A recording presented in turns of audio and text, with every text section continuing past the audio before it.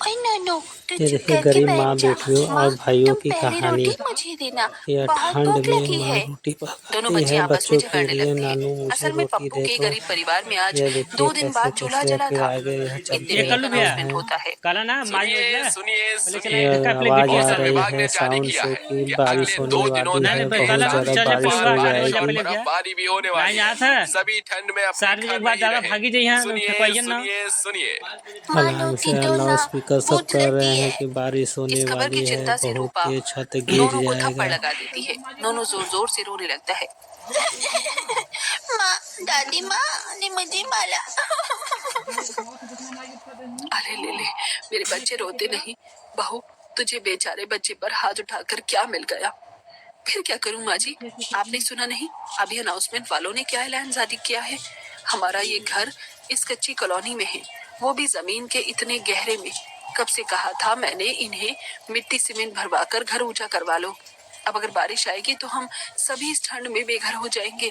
मेरे बच्चे क्या इस सर्दी में सड़क पर रहेंगे? रूपा, मैं कोशिश कर रहा हूँ। अरे खाक में गई तुम्हारी कोशिश। तुम खुद ही देख रही हो, इस ठंड में मेरे पास काम धाम नहीं है। मुझे पता है कैसे करके मैं ये 2 वक्त की रोटी कमा रहा हूँ। मैं भी चाहता हूँ कि मेरे परिवार में सिर पर एक पक्की छत हो। एक गरीब की सारी जिंदगी रोटी कमाने में ही निकल जाती है।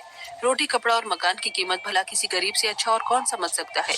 देखते देखते शाम ढल अब जाती है देखिए और जोर सुबह जोर से से बादल रात हो गरजने गई, लगते हैं। घनघोर बारिश ही मूसलाधार बारिश की बारिश होने की लगती कनकनाहट है और की पानी तेजी आवाज से उनके आ घर में रही घुसने है। लगता है। हे बारिश में भगवान, पूरे ये घर में बारिश का आ रुकने गई का है, नाम ही पानी नहीं ले भर रही है। गया है। घर में पानी बढ़ता ही जा रहा है। मकान धीरे अरे ऊपर धीरे वाले, छत कहीं क्या गिर तुझे हम न गरीबों की जाए। हालत पर तरस छोटा नहीं आ सा रहा? टुकड़ा गिर अरे जाता क्यों है हमें इसमें बेघर और करना चाहता है इस सभी ठंड होके में? पूरा तभी तेज ध्वस्त हो तूफान से जाएगा। घर सब का लोग आधा हिस्सा बाहर टूट निकल कर गिर जाते जाता हैं, है, खुले जिसका मैदान टुकड़ा में नोनू के चले सर पर जाते लग हैं। जाता है और ये उसके खून देखिए बहने गिर लगता गया, अब है। यहाँ से होके निकल जाएंगे आप लोग। चोट लग गई। नोनू मेरा बच्चा। माँ रूपा, ये घर किसी भी वक्त ढह सोच सकता है। रहे हैं कि हमें हम घर यहाँ से खाली निकल करना जाएं, होगा। घर में से जैसे ही वो सभी घर निकल से के निकलते जा हैं, रहे उनका हैं। घर रोड पूरी पे तरह से उनकी जाएंगे, आंखों के सामने ही घर टूटकर पूरा बिखर ध्वस्त जाता हो है। जाएगा। ठंड एक ही में झटके में पानी उस बरस गरीब का रहा है। परिवार बेघर हो जाता है। थोड़ी देर में बारिश थम जाती है और सभी ठंड में सड़क पर चल रहे थे। माँ, बहुत ठंड लग रही है। मेरी चप्पल भी घर में ही छूट गई थी। सड़क बहुत ठंडी है। ये ले मेरी बच्ची, मेरी चप्पल पहन ले। काफी दूर चलने के बाद वो सभी सड़क पर बैठ जाते हैं। देखते ही देखते शाम ढल जाती है और शाम के 5-6 बजते ही रात हो जाती है। चारों ओर बर्फीली धुंध छा जाती है। पूरा परिवार हाथ पांव मोड़कर बैठ जाता है। एकदम खून जमा देने वाली कड़ाके की ठंड पड़ रही है। अरे ऊपर वाले, तू सारी परीक्षाएं हम गरीबों से ही क्यों लेता है? गरीबी भी हम गरीबों को दिखाता है, बेघर भी हमें ही करता है। देखते ही देखते रात बीत जाती है और बर्फ पड़ने लगती है। ठंड के मारे दोनों बच्चों के दांत किटकिटाने लगते हैं। ऐसे ही रोड पर चले जाते माँ, हैं ठंड के पिताजी घर कंपनाहट चलो से। ना, इस सब सड़क लोग पर ठंड के बहुत मारे सर्दी लग तड़प रही रहे है। हैं। नानू मुझे भूख लगी है, वो हाँ बेटा माँ, बोलता घर है, चलो भाई ना, बहन दोनों। देखो मेरे हाथ पैर कितने ठंडे पड़ गए हैं। इतने में एक बुलेट से पुलिस वाला वहां आता है और सड़क पर सोए गरीब लोगों को लाठी मार मार कर भगाने लगता है। उसी सड़क पर एक 70-80 साल की बुढ़िया फटा चिटा कंबल ओढ़े सोई हुई थी। पुलिस वाला लात मार कर उसे उठाता है। ए बढ़िया, चल उठ, चल। अबे चल उठ। अबे उठती है कि तुझे भी खर्चा पानी दूं? ये ले। हे ईश्वर, क्यों हूँ दरोगा बाबू? तुम्हारी लाठी क्या हम जैसे गरीब मजलूमों पर ही चलती है? बस कभी जाकर अमीरों का गिरेबान क्यों नहीं पकड़ते? साली बढ़िया तेरी तो। अरे रुक जाओ साहब। अरे क्यों बेचारी अम्मा पर अपनी ताकत का जोर आजमा रहे हो? अरे साले तू है कौन बे? इसका मसीहा? एक तो तुम गरीब लोग सड़क पर जम जाते हो, इसे क्या बाप की जागीर समझिए? चलो उठो और भागो यहाँ से। चलिए अम्मा जी, हमारे साथ आ जाइए। हालातों की सताई बुढ़िया भी अब गरीब पप्पू के परिवार का हिस्सा बन जाती है।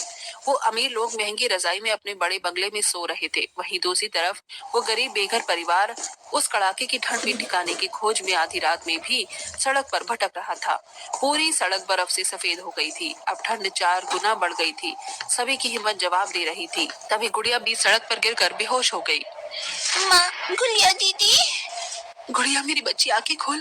अजय देखो ना, मेरी बेटी कुछ बोलती क्यों नहीं? चुप हो जाओ रूपा, हिम्मत रखो। तभी सभी का ध्यान सड़क पार एक कूड़ेदान के खाली कंपाउंड में जाता है, जहाँ एक टूटा फूटा पाइपलाइन पड़ा था। अरे बेटा, वो देख, वहाँ एक पाइपलाइन है, चलो वहीं चलते हैं। लाओ रूपा, गुड़िया को मेरी गोद में दो। पूरा परिवार पाइपलाइन में बैठ जाता है। रूपा रो रो कर काफी देर तक गुड़िया का हाथ पैर मलती है। देख बेटी, बच्ची होश में आ गई। रूपा गुड़िया को गले से लगाकर और भी ज्यादा फुट फुट कर रोने लगती है। गुड़िया मेरी बच्ची, तू ठीक है ना? मुझे लगा मैंने तुझे खो दिया। दादी माँ, अब हम यहीं रहेंगे? हाँ बेटा, अब यही हम गरीबों का घर है। तभी बूढ़ी अम्मा के पास रोटी देखकर नोनू कहता है, बूढ़ी दादी, मुझे भूख लगी है, आप मुझे आधी रोटी दोगे? हाँ बेटा, ये ले, तू खा ले ये। गुड़िया तू भी खा, भीख में मांगी हुई थी, आधी खाई थी, आधी बचा ली।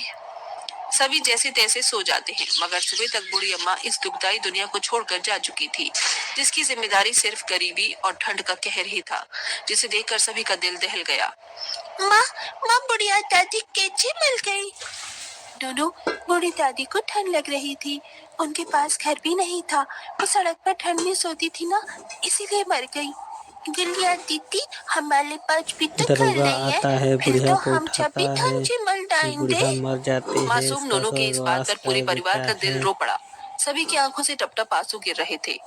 नहीं मेरे बच्चों, मैं तुम सबको कुछ भी नहीं होने दूंगा। मैं घर बनाऊंगा। माँ रूपा, मुझे तुम दोनों का साथ चाहिए। हाँ मेरे लाल, मैं तेरे साथ खड़ी हूँ इस हालत में भी। अजी, मैं भी आपके साथ हूँ, हम अपना घर बनाएंगे। इसके बाद पप्पू, गोमती और रूपा तीनों लगकर कड़ाके की उस ठंड में कंपाउंड के कचरे के जगह की सफाई करते हैं। माँ रूपा, आप दोनों जल्दी से घास फूस इकट्ठा करो, तब तक मैं लकड़ियाँ काट कर लाता हूँ।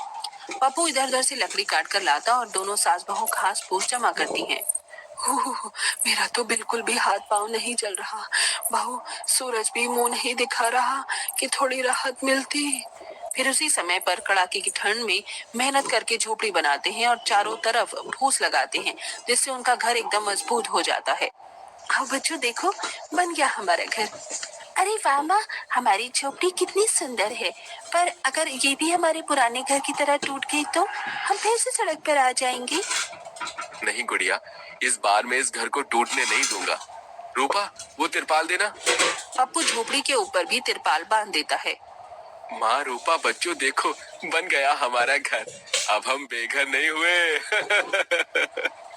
ऐसा बोलकर पप्पू अपने आंसू पोंछता है, फिर सभी झोपड़ी में आते हैं।